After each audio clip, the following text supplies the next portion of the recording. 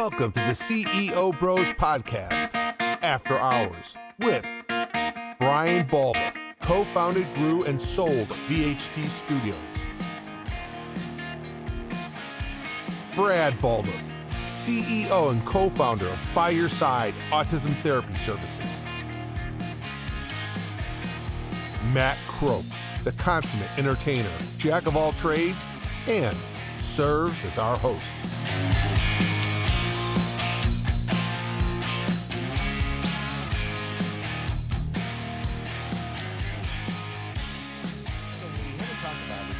Did that podcast convention. So you went one day. So we did that. We did the convention. We're just happy to have you back. Oh, by the way, it's good to be back. Although another bandage on my face. Should we get that out of the way? Did you get attacked by another animal? The squirrel.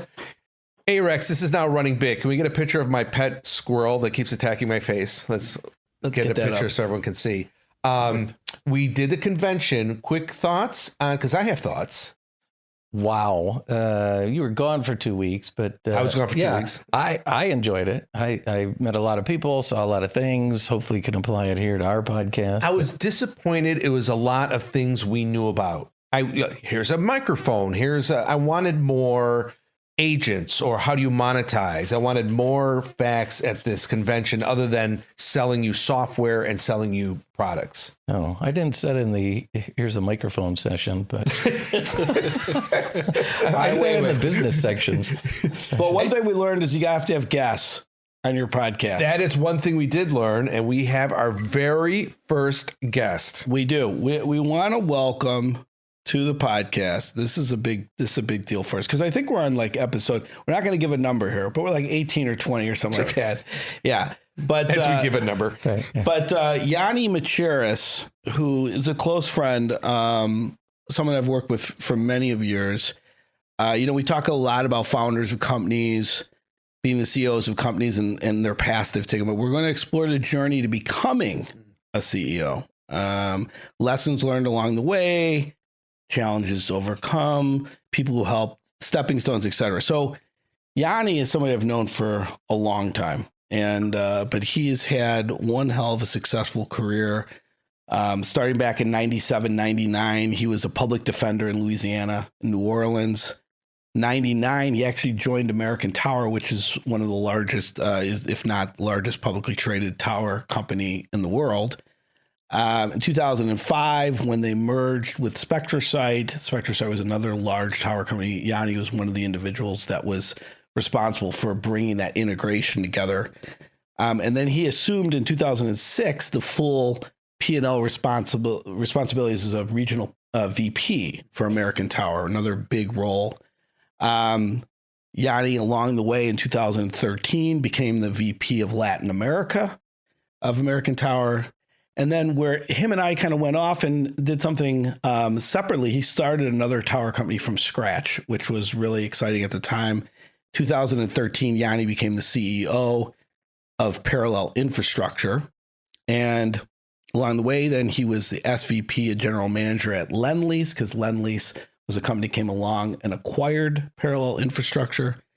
And then he ultimately in 2020 became the CEO of Parallel Infrastructure. And now today, 2025, he is the CEO, Chief Executive Officer of Harmony Towers.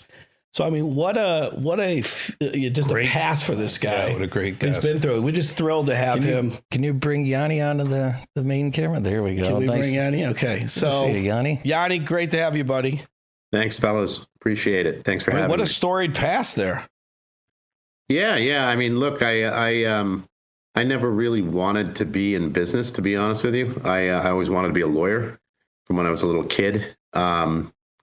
I went to law school, as you pointed out, graduated law school in New Orleans. I'm not from New Orleans, but that's where I went to law school. In the later portion of your law school career there's a rule in the state of Louisiana that allows third-year law students to effectively practice as long as you have an experienced colleague who's already licensed by the state of Louisiana, and they sort of oversee you. It's almost like an apprenticeship. And in New Orleans at the time, The district attorney was, you're familiar with Harry Connick Jr., right? The singer. Yeah, sure. Yeah. Well, his father had been, or was at that time, the district attorney, and had in fact been the district attorney for so long that he had been in that role for longer than I had been alive at that point. And so graduating law school, rolling in, I worked in the DA's office for a little while there, worked in the public defender's office for a little while. But it was just a city that was overrun with a lot of challenges, a lot of violent crimes, a lot of drug trafficking, things like that. And what I learned, quite frankly, just among other things, was that there's no money in criminal law, right? because most people who are committing crimes, quite frankly, don't have any money. Right. And so when they run into trouble, they have a difficult time, finding appropriate counsel and then certainly being able to pay them. So short story there is, when I graduated, I applied for a permanent job with the state attorney's office in Dade County, which is Miami, and went through a pretty rigorous interview process, was offered a position. I got the formal letter in the mail, and I had been clueless as to compensation. So it never struck me what an assistant, what they call in Dade County, a state attorney. So pay you $8 an hour. Yeah, it was the type of pay that would barely cover rent and then law school loans. And so you would pretty much have to have a second job. And as a state attorney, you can't have a second job, right? I mean, you're working around the clock. So it didn't work out. I came back to Massachusetts, sort of safe harbor. Everybody I looked to hire me had an issue with regard to, where I went to law school. They said, why did you want to work in Massachusetts? Why didn't you go to one of our schools, right? Why didn't you go to BC or BU or Harvard or Suffolk or any of the schools that are located in Massachusetts? And I'd gone to school in New Orleans. So it was a struggle. I ended up landing a job, as Brad pointed out, at American Tower Corporation. And that's when my business career started. So it was the money. But there was very little money at that point from American Tower. I mean, I came in entry level, right? I mean, they were paying me, bare bones. In fact, the per diem that I had at the time meant a lot to me, right? So it's like that per diem was sort of a way that they could just sort of get around maybe some, mitigating the amount of expense reporting they had to do, just to sort of cover your basics, in addition to your base salary and any bonus potential. But the base was low, the bonus was low, the per diem mattered to me. And Boston was a cheap place to live. I mean, everybody knows absolutely. The cost of living in Boston is extremely cheap. Yeah. Exactly. It's super duper cheap, right? It certainly is not. It wasn't then, and it certainly isn't now. I think it's probably one of the more expensive metro areas in the country today, right? Yeah, that's a big shift for you. What do you miss the most, or what did you miss the most about being an attorney and then getting into the business world? Yeah, look, I mean, there's a lot of different types of lawyers out there. Being a lawyer, I think, is it can be very cerebral, right? It's a very academic profession, and there's one side of the profession that I think affords people who have maybe a more gregarious personality type to exercise a little bit of freedom of expression, maybe some theatrics, and that's litigation, right? And so being able to go into court, and certainly in the criminal area of the legal profession, that's probably the most exciting, because if you really think about it, if you get sued for something, oftentimes you have an insurance policy that's going to step in and protect you. The worst thing that could happen is you owe somebody money. It could be a lot of money, it could be devastating, certainly, but it's money. Criminal law is freedom, right? It's like, if things go in the wrong direction, you're jailed, right? You lose some of the fundamental privileges that make life worth living. So to me, it's sort of high stakes. There's more theatrics. There's more thinking on your feet. It's just more exciting. Again, the problem is all of that doesn't correlate to compensation. And so, even if you say, well, I don't necessarily want to be a rich guy, I just want to have a great job. Sometimes the comp isn't even there to kind of even, cover the basics. So I do wish that if I could go back in time, maybe stick having, experience that, maybe stick with it and see where it took me. But I boarded a little bit too early. What skills did you have to learn in business? So that was a good skill that transferred over. What skill did not transfer over from being an attorney to business that you really had to learn the most, that you felt, oh, wow, this is really unlike anything I've done before? But wait, quick question. You were an attorney for American Tower, right? Yeah, that's exactly right. And so that's a good point. I'll answer both of those questions. So, right. So business compared to attorney, but being from the business world to the criminal world. That's a better question. Yeah. Yeah. So like I said, there's a multitude of different types of lawyers out there. And so the type of lawyer I ended up sort of becoming in the early days of my, work career at American Tower and, the trajectory since. It was more of a transactional lawyer, right? So you're doing paperwork stuff, right? It's real estate focused. American Tower is the largest REIT, real estate investment trust on the planet. There are today. At the time, they were not, but you do a lot of real estate work, and while it's not, it can be fulfilling, but it's not criminal law, right? Contracts, like you said, transactional leases for properties, ground leases, tenant leases. All of that stuff. It's dotting I's, crossing T's. It's making sure that certain provisions are favorable to you. You're going to be protected. You're looking for some semblance of fairness with the counterparty. You're entering into long-term agreements, and so you're trying to protect, but at the same time recognize that you don't need to have gotchas built into the contracts because you're going to be in a partnership with the counterparty for 20, 30, 40, 50 years. But Matt, to answer your question directly about the sort of things that you leave the legal world, law school, practicing law, and you enter the business world, regardless of whether you're a lawyer in that business world or not. The one skill set that I don't think that I came over fully prepared with was, a solid understanding of finance, right? And so that's been something that I've learned over the years, and I've learned it through experience as opposed to learning it academically, like in a classroom. And on that point too, for the audience's benefit, for anybody who's listening that says, hey, I'm in school, or I want to go to school for a particular discipline. From my experience, the things I learned in law school were very academic, right? You're learning them by reading case law. Typically, you read a lot in law school. It's a lot of reading, a lot of writing. I mean, hundreds and hundreds of pages a night type reading assignments. And most of them are cases that create some sort of precedent that's relevant for you as a law student to learn and then, quite frankly, remember, right, when you ultimately take the bar exam. The problem with that is it doesn't touch on anything financial, right? Number one, I mean, you don't really run into that. And then I think that, as you're studying all that stuff, what I've found over the years is I run into things I learned in law school, and all of a sudden a light bulb goes off and I go, that's what that meant. That's what that meant. And I'm EBITDA. EBITDA. Oh yeah. Well, but not even. I'm talking law stuff, right? And so when you're learning it in a book, it's academic, and maybe you can remember enough to get you past a test, but you really have no clue what the hell they meant, right? And then you realize it when you're 45 years old, when you're 48, when you're 52, whatever. At some point in your life, it dawns on you. You're like, holy cow, that's what that meant, right?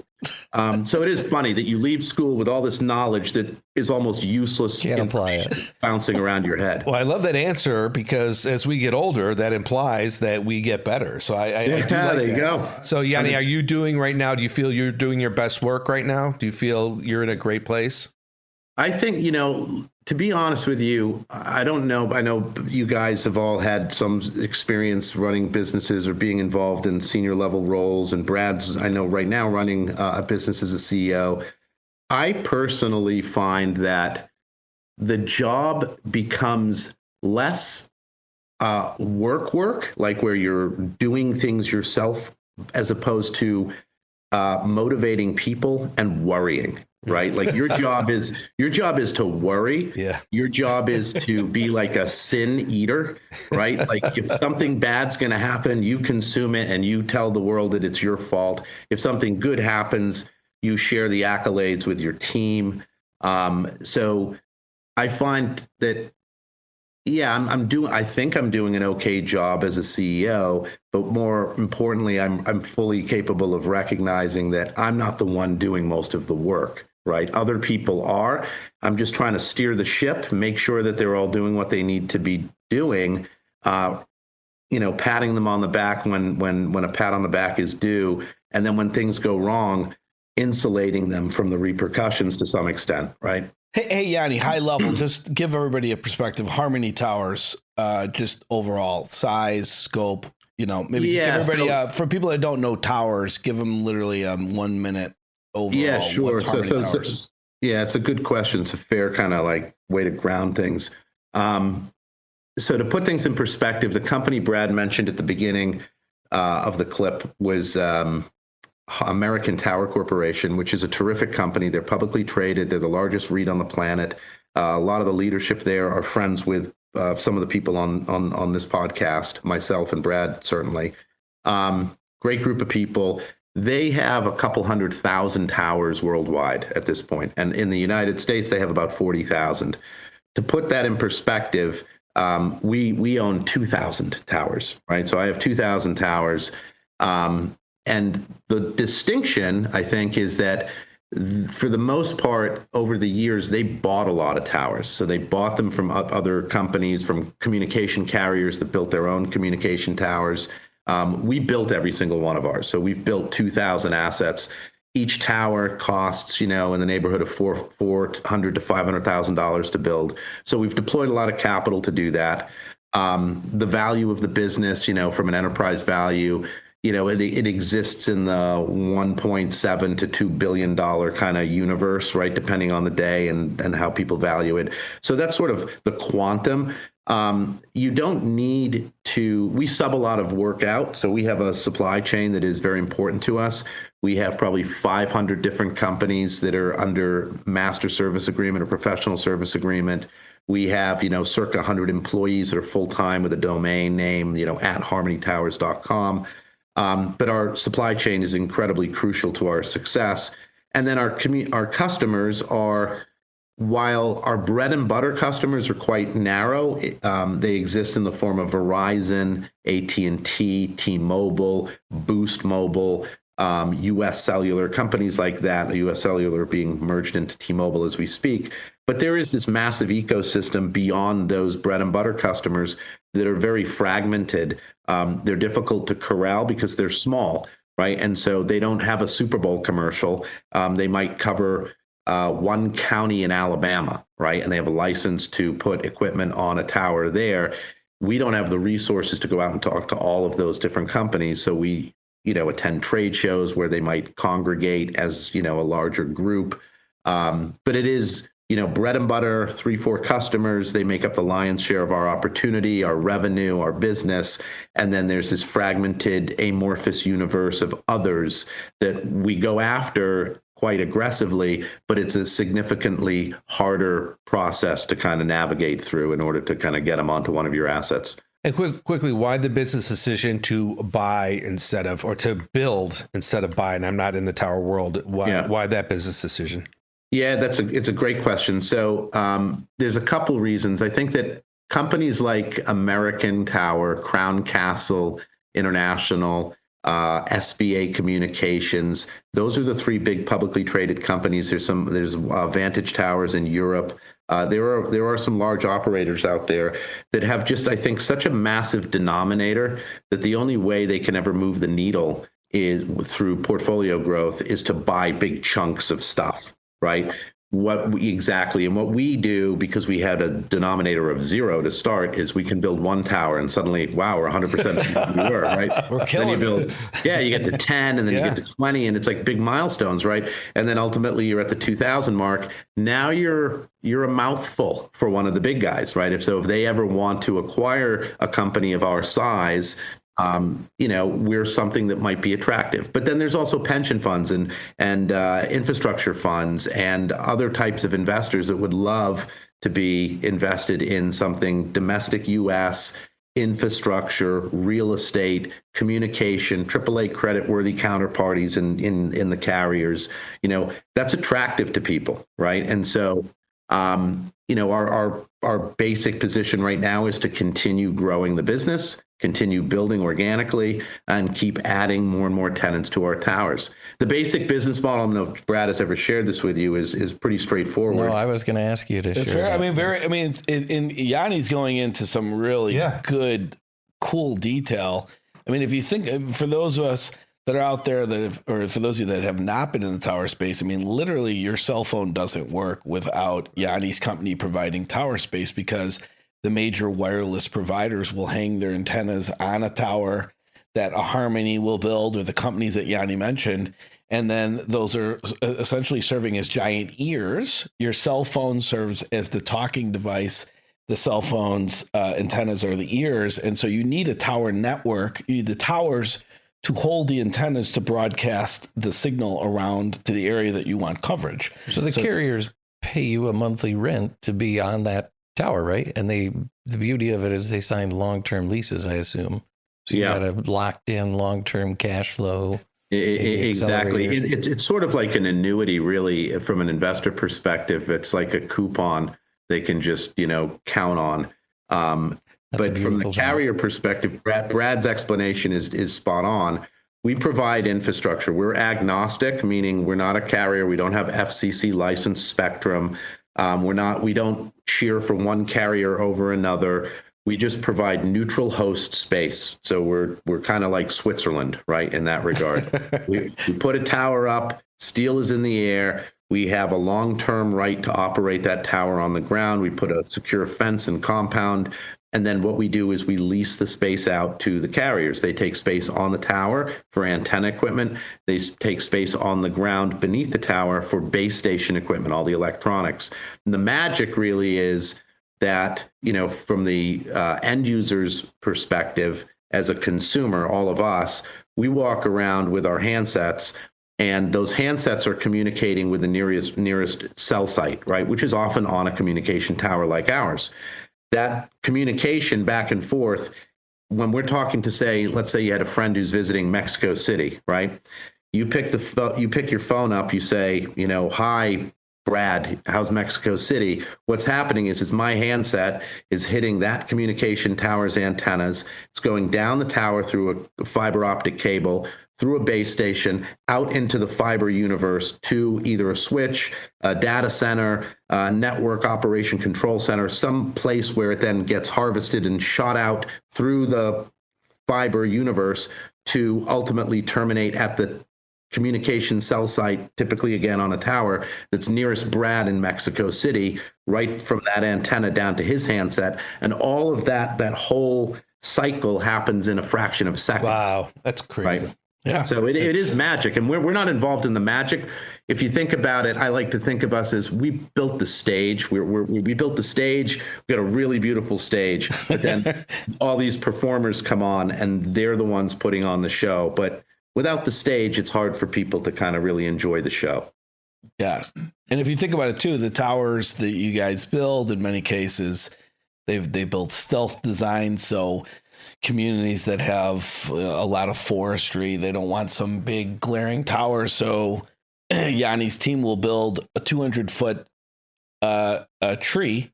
Looks like it's a tower that looks like a tree. So it blends in the natural. They've built 100-foot cacti in the desert. They've built shapes. They've put towers on off of buildings. I mean, anywhere will blend with the natural environment. So a lot of times you don't even realize there is a tower in the area, but your cell phone's working for a reason. And it's because there's a Harmony tower or another tower that's out in that area that the antennas are on. But so is that a dual then? Do you have to build a tower that you get carriers, but do you also have to build a tower that a community wants you in? How much time do you have to spend on pitching a community to have a tower compared to pitching a company to be on your tower? Yeah. Terrific question. And the net of that is that most, not all, but most jurisdictions in the country have some sort of zoning and permitting ordinances and rules, regulations that we're subject to. And so we go through those processes and comply with them. So we can't very rarely just put a tower up where we want. Typically, there's a set of regulations that we have to navigate through, and those can take time, right? Sometimes you feel like things might be a little overregulated because you're always going to run into the whole NIMBY, not in my backyard, right, cool people. But at the same time, in the next breath, they're complaining about why they don't have coverage, on so-and-so street, half a mile from their house. And so you can't have it both ways. And so Brad was touching on these stealth structures, which in some areas make sense. In others, they just don't. They just stand out too much. They look kind of like you're trying too hard. And you might as well just go with a run-of-the-mill tower. But in some areas, it makes sense. I'll give you an example. My favorite tower that we've built is on a school property in a pretty heavy suburban area up in the Midwest.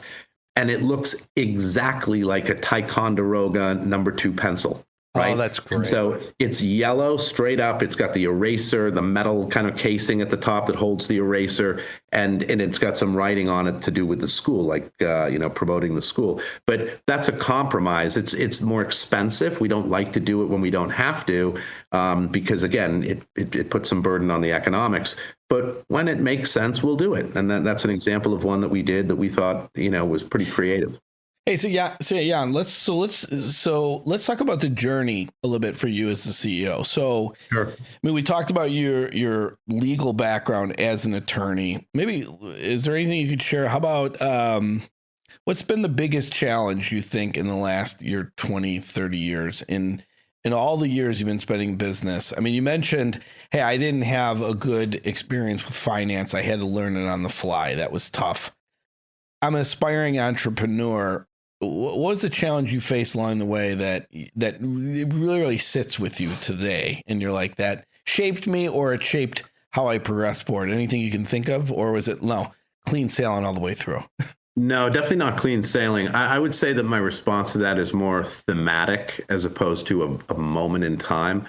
Thematically, I would say the thing that I've learned along the way that I struggled with initially and that I've gotten more comfortable with is that there are these moments, and there's many of them that I can think upon, where I felt like it was existential for the business. Like if this didn't happen, the business was going to fail, right? If this didn't happen, it wouldn't come together. We wouldn't last another week or a year or something, like, right? And every single time I felt that way, I was wrong. Right. Every single time we somehow muddled through, right? The universe was either on our side or I was just overly pessimistic, right? I tend to be a little bit of not Eeyore, because Eeyore is kind of boring, but we call it cautiously paranoid. Yeah, consciously paranoid. Yeah, I'm just like a nervous Nelly about a lot of stuff. And so I think that existing with that in that chronic state of anxiety and paranoia and everything just keeps you on your toes. How does that sound? And it gets you through, right, like these difficult times. But each time it's just exponentially magnified, like the feeling, right? Whereas somebody who's a little bit more, easygoing might just say, it'll all work out. I'm not that guy, right? So I'm like, I got to solve the problem. We need a plan A, a plan B, a plan C. But each and every time I've felt that way, I have been wrong. And Brad, there was one time I think that we had a deal. I won't name the carrier.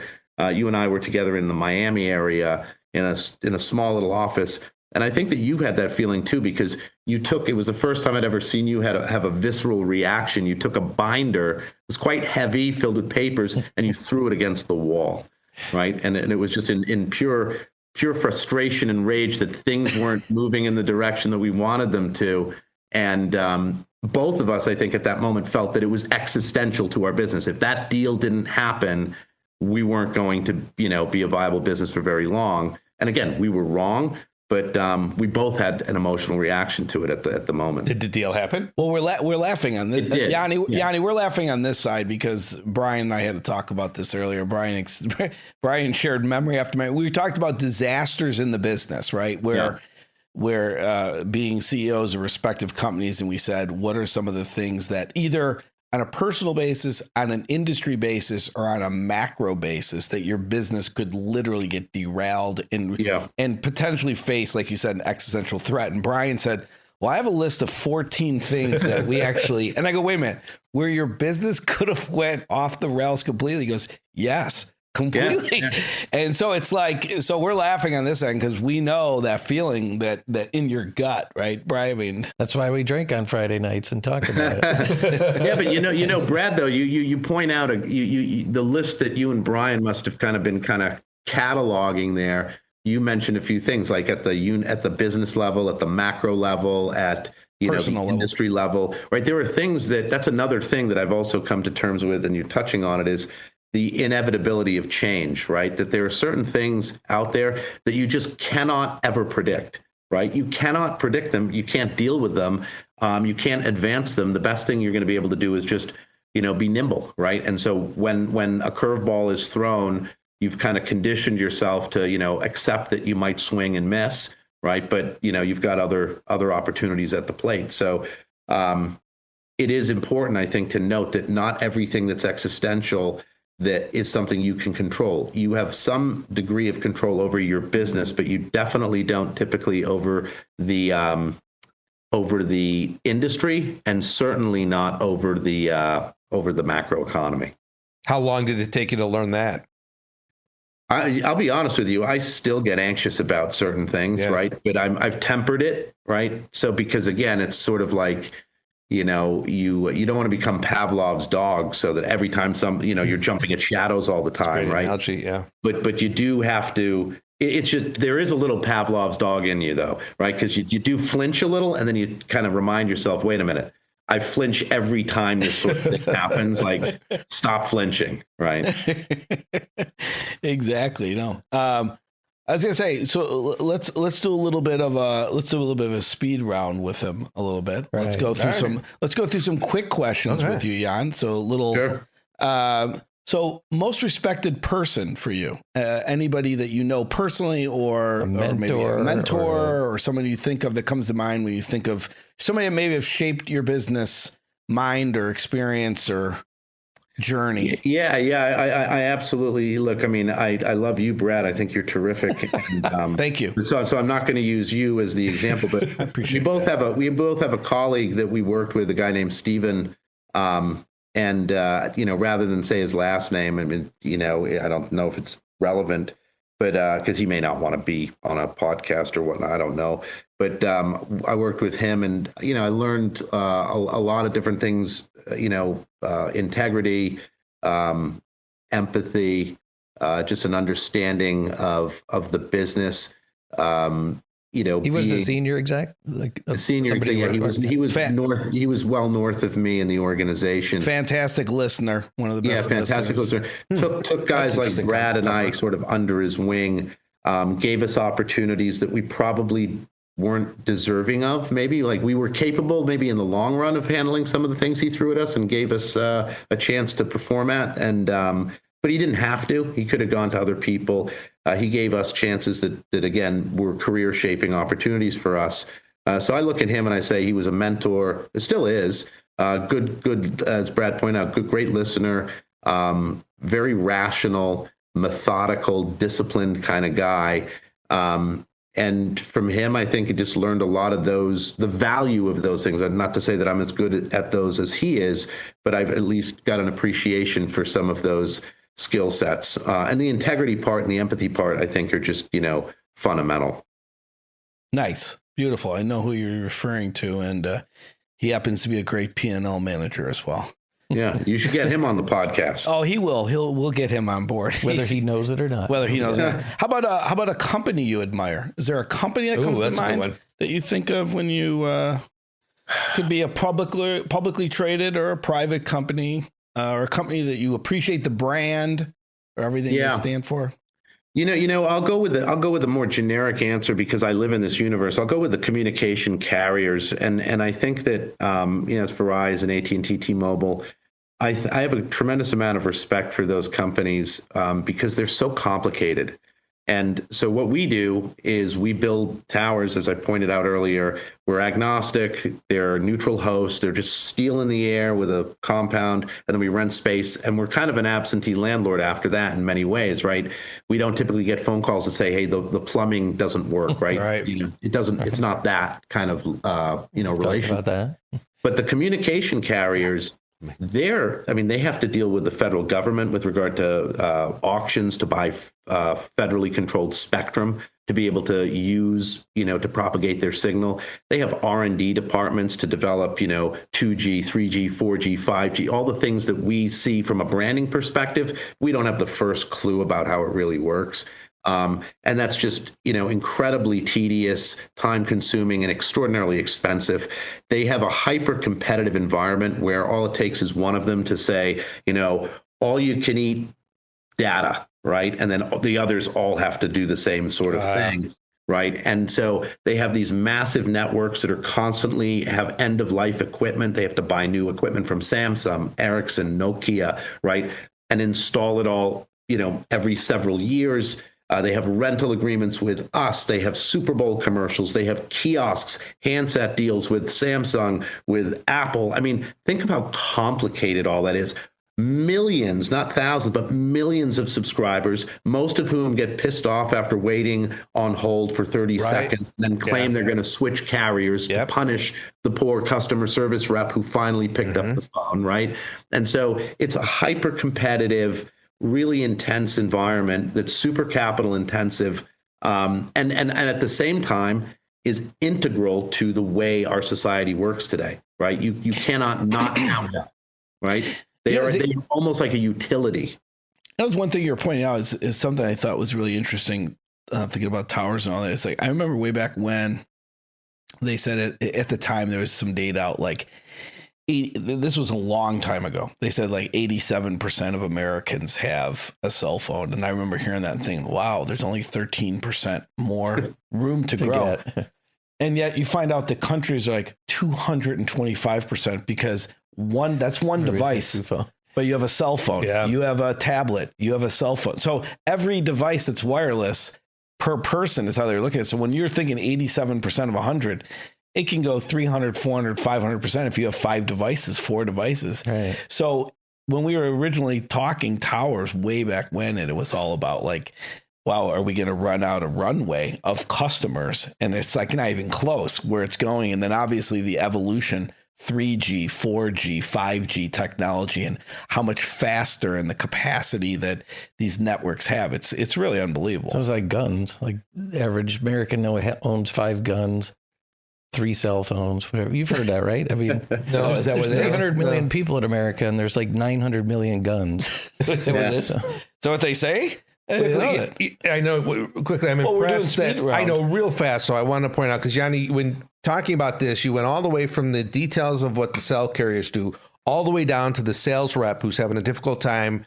That empathy that you talked about, from top to bottom how it all works. Is that part of the key that you enjoy of being a CEO? Because you covered pretty much everything there, and I'm impressed by that. Yeah, no, thanks, Matt. I think that empathy is critical just in your everyday life, right? I mean, life is short. You get hit by a bus tomorrow. You could be diagnosed with a terminal illness tomorrow. There are just certain things that are just outside of your control. You don't know what destiny has in store for you. So during your journey, I think, you can try to leave a mark behind, right? You can leave a positive kind of legacy. Hopefully, if you're privileged enough, you may have children, right? And you want to raise your children with some degree of integrity and an understanding of how other people feel, right? You don't want to be the parent, for example, who gets a phone call from the school that says your kid is being bullied. But the funniest thing is when I think about that, I actually think that there's something worse. It's you getting the phone call that says your kid's doing the bullying. Right. And so I think that, you kind of want to balance, that universe a little bit, find, some sort of equilibrium. And, empathy, I think, is a terrific way to try to kind of find that balance and to find that equilibrium. No, that's great. So, well, let me give you a couple more speed questions before we wrap. So, what's your biggest pet peeve, Jan? Would it be would it be a code 6? Should we tell that story? Yeah, code 6. That was pretty. That's not a pet peeve. That was funny, right? but no. My pet peeves, Brad. I was thinking about this the other day. I could write. I was thinking like, maybe you come out of your comfort zone, go do something crazy, like go do a stand-up comic thing some night somewhere, and nobody laughs, and go home and just laugh at yourself. But my shtick would be my pet peeves, right? Because I have so many, right? Just so many things that drive me bananas, right? Oh God. I'm not going to say a few of them because you guys, it could apply to like I can see the filtering, I can see the going. It's just processing. We can see the grind. We can see the grinding going on. Half of them are brand I have so many pet peeves. So if we're trying to stick to business, right, just business and not everyday life, because the everyday life list would just be enormous. Well, we can't call what's your favorite vice, because that would be a Dunkin' Donut and a cigarette, right? It wouldn't be a donut. It would be a dozen donuts and one cigarette is what he has in literally 10 minutes. I can consume a lot of donuts. There's no doubt about that. Me too. I think that my biggest pet peeve in business is lack of communication and responsiveness. Well, that's right? appropriate. So I always tell, like, if I'm hiring somebody, the last thing I tell them is, or interviewing them and suggesting, maybe you have an opportunity to come work with us, and vice versa, we'll have an opportunity to work with you. But my number one requirement, my biggest pet peeve, is an absence of responsiveness. Acknowledge that you have been reached out to. Acknowledge that you got a message. You don't have to have the answer. You don't even have to have a substantive response. It can just be received, on it, got it, call you tomorrow, right? But radio silence is a non-starter for me, right? Because you don't want to be chasing people. Your schedule is already busy enough. You've got so much stuff to do, so many problems and positive things as well to be thinking about, not to mention your personal life, your family and all that, your friends, right? Your universe is pretty complicated. Don't add to my complications by making me chase you, right? I sent you a message, be responsive. It's kind of funny. Why are you looking at me? Well, it's kind of funny that the topics as he's bringing up are like, these are actually topics, Yanni, of our different podcast episodes through the weeks. I mean, we've talked about communication, being responsive, and these types of things. Like, in here's a CEO of a large company that's basically like, that drives me bonkers. And it's crazy being a non-CEO, how common you would think that is. And hearing from all three of you, communication is still a top thing that you say, please work on. That's You prefer text or email? Yeah, no, it is mind-boggling with all the technology that we have today, with the ability to, everything. It's not hard to be responsive. That's the thing that bothers me the most. And people who claim, I'm a CEO of a company, Brad's CEO of a company, all you get, Brian, you run companies. The people who claim that they get too many emails or I get too many messages to respond are full of baloney, right? It's just not true. Right.